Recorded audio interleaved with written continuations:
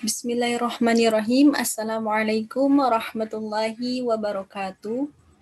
Perkenalkan, nama saya AA Istiqomah. Saya dari Magister Pendidikan Bahasa Arab kelas C. Di sini saya akan menjelaskan tentang teknologi pembelajaran bahasa Arab, yakni website based learning atau bisa disebut dengan pembelajaran berbasis web. Mungkin teman-teman sendiri sudah tahu bahwasannya seiring berkembangnya zaman, berkembang pula teknologi.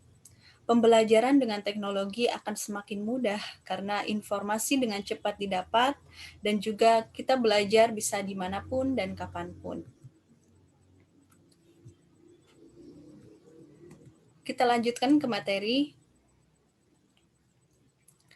Untuk yang pertama, ketika kita membahas website based learning, maka kita harus tahu dulu apa itu media pembelajaran.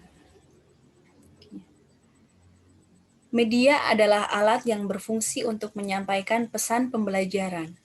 Sedangkan pembelajaran merupakan sebuah proses komunikasi antara peserta didik, pendidik, dan bahan ajar. Kemudian kita dapat simpulkan bahwasanya media pembelajaran adalah suatu komponen pembelajaran yang berperan penting dalam kegiatan belajar mengajar.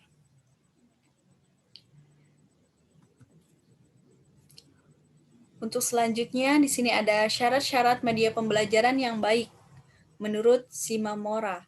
Yang pertama, media pembelajaran harus meningkatkan motivasi peserta didik.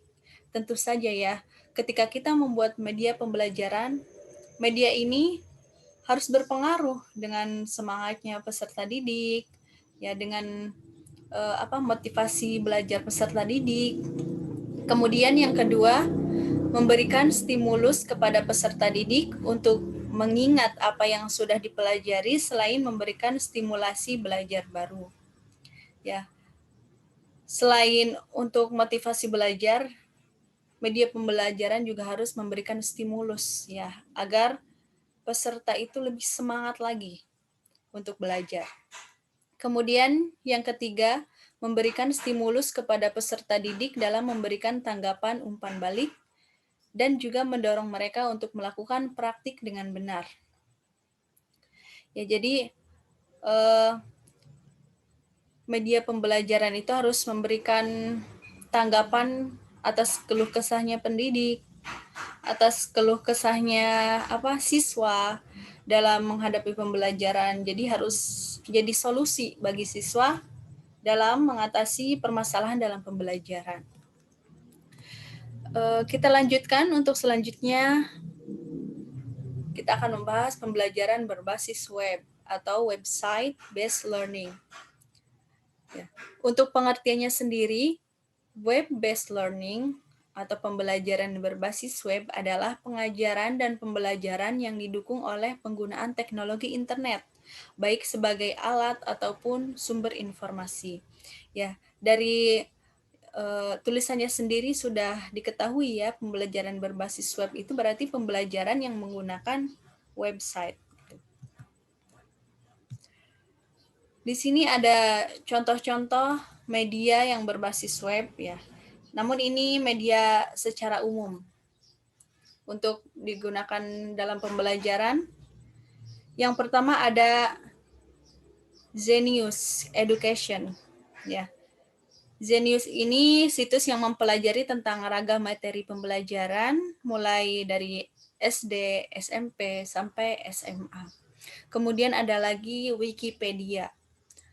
Wikipedia itu salah satu website yang mempunyai situs pendidikan yang besar di dunia dan menyajikan materi penjabaran seperti biografi, sains, sejarah, dan lain sebagainya. Kemudian ada lagi Kelas Kita namanya.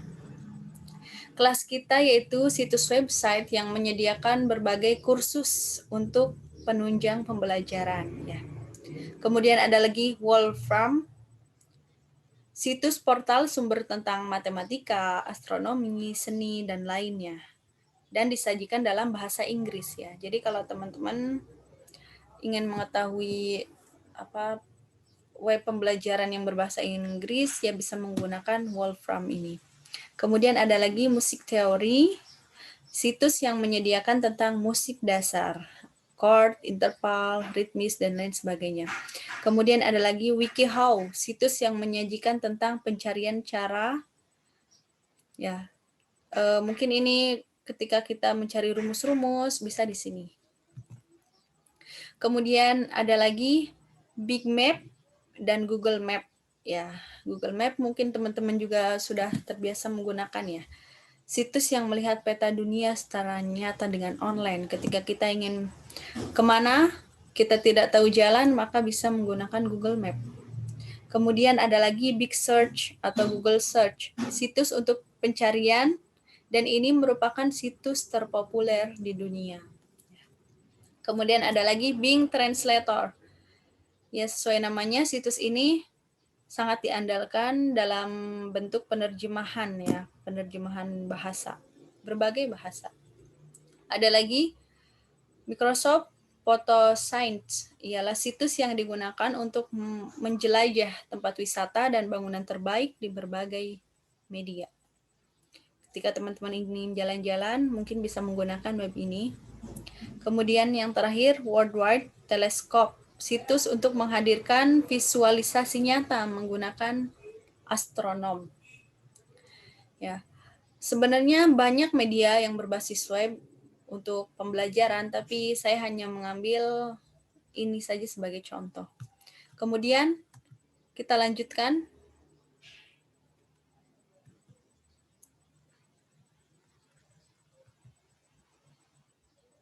Nah, di sini ada kelebihan pembelajaran berbasis web ya. Jadi ketika kita belajar dengan web, maka di sini kita akan menemukan kelebihannya. Yang pertama, memungkinkan setiap orang dimanapun dan kapanpun untuk belajar ya. Jadi belajar dengan internet itu tidak kenal waktu dan tempat, di mana saja bisa. Kemudian peserta didik dapat belajar sesuai dengan karakteristik dirinya sendiri karena bersifat individu. Ya, jadi peserta didik atau siswa juga bisa memilih apa yang diinginkan, belajar apa saja gitu. Kemudian kemampuan untuk membuat tautan atau link sehingga peserta didik dapat mengakses informasi dari berbagai sumber. Ya. Kemudian selanjutnya sangat potensial sebagai sumber belajar bagi peserta didik yang tidak memiliki waktu untuk belajar ya.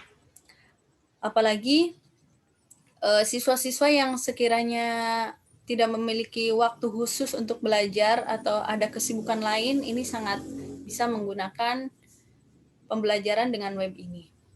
Dapat mendorong peserta didik untuk lebih aktif dan mandiri dalam belajar, ya. Jadi selain kelebihan yang tadi, siswa juga bisa lebih kreatif ya dan mandiri juga ketika belajar menggunakan web karena ya itu tadi, belajar menggunakan web itu bisa terserah kita sendiri mau belajar apa ya, kita mau mengembangkan apa gitu. Kemudian menyediakan sumber belajar tambahan yang dapat digunakan untuk memperkaya materi pembelajaran. Ya, banyak juga siswa-siswa yang menggunakan media pembelajaran web ini untuk alat bantu siswa belajar di sekolah ya. Selain di sekolah, siswa juga banyak mengikuti les-les yang berbasis web gitu.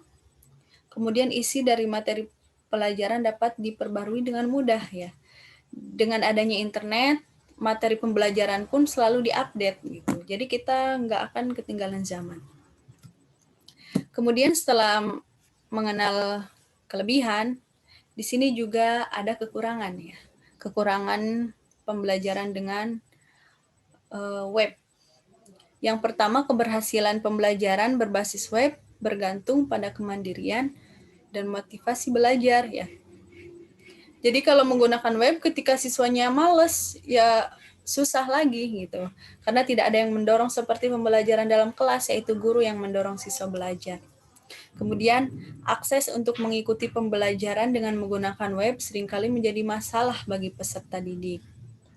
Ya, akses mengikuti pembelajarannya itu ada seringkali ada masalah gitu. mungkin dari jaringan atau dari kendala-kendala siswa itu sendiri gitu. Kemudian pembelajar dapat cepat merasa bosan dan jenuh jika mereka tidak dapat mengakses informasi dikarenakan tidak memiliki peralatan yang memadai, terutama bandwidth yang tidak cukup. Ya. Jadi kekurangan dari belajar dengan web juga bisa membuat jenuh gitu.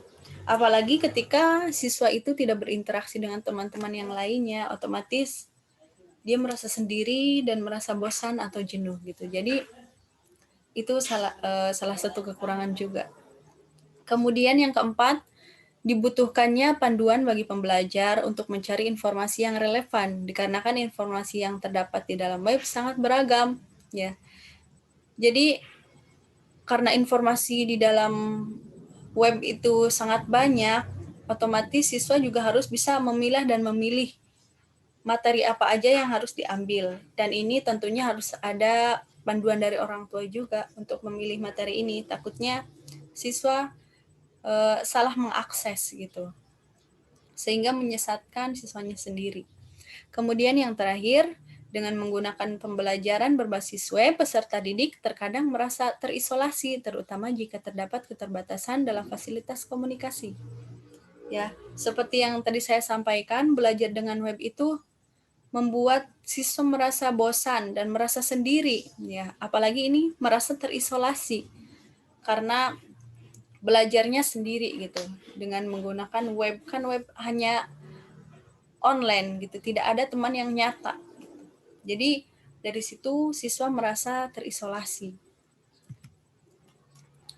Nah, ini yang kita tunggu-tunggu, ya. Situs internet yang dapat diakses untuk pembelajaran bahasa Arab, ya, karena kita pendidik dan pembelajar bahasa Arab, maka ini sangat penting kita ketahui untuk kita akses. Yang pertama ada Maktabah Syamilah, ya. Mungkin teman-teman sudah mengetahui apa itu Maktabah Syamilah, ya. Maktabah Syamilah ini berisi tentang kitab-kitab klasik kontemporer, makalah-makalah, dan hasil penelitian via internet. Ya.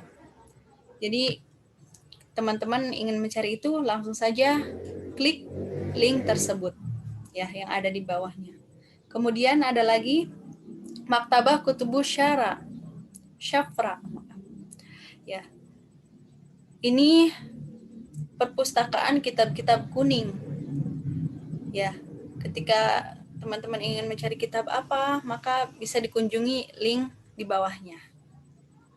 Ada lagi kitab-kitab berbahasa Arab, modul-modul pengajaran bahasa Arab, dan berbagai program komputer dapat diakses melalui situs berikut. Jika teman-teman ingin modul kitab-kitab bahasa Arab, ya, maka bisa diakses di link berikut di bawahnya. Kemudian program pengajaran dan kajian bahasa Arab. Nah, teman-teman ingin kajian-kajian tentang kebahasa Araban, terus program pengajarannya apa aja, maka teman-teman bisa akses link di bawahnya. Untuk selanjutnya ada lagi gambar-gambar kartun dan lagu-lagu dalam bahasa Arab. Nah, mungkin teman-teman sebagai pendidik sangat butuh ini ya, karena dalam mengajar siswa, kita juga membutuhkan media yang sangat menarik ya, seperti kartun-kartun atau lagu-lagu. Nah, teman-teman bisa akses di link tersebut di bawahnya. Ada lagi film pendek bahasa Arab. Nah, biar siswa tidak bosan dalam belajar, maka kita juga butuh film-film berbahasa Arab untuk menghibur siswa dalam rangka selingan, atau bisa dijadikan juga tugas istima mungkin. Nah, teman-teman bisa diklik link tersebut ya. Yang lebih tepatnya ada di YouTube ya. Sangat banyak sekali. Kemudian koran-koran berbahasa Arab. Nah, di sini mungkin teman-teman baru tahu bahwasanya koran-koran bahasa Arab itu kita butuh juga untuk mempelajari atau menelusuri koran-koran berbahasa Arab sebagai bentuk pembelajaran kita bagaimana menulis koran dalam berbahasa Arab itu. Gitu.